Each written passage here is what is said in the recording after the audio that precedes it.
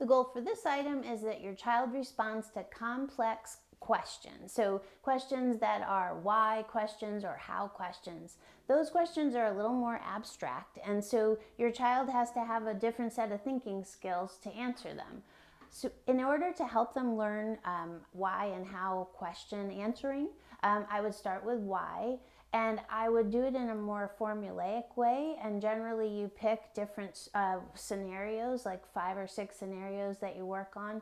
So why do we wear a raincoat? So we don't get wet. Why do we wash our hands before we eat dinner? So our hands are clean, and so those are like situational, and you can work on them in the moment when your child's having that, and you can talk it through. Oh, why do we wash our hands? Or why do we wear shoes? Well, to protect our feet, and then explain it to them.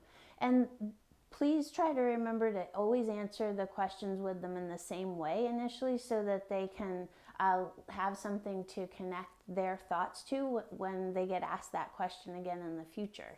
How questions are sort of the same, how does that work? How do you make a sandwich?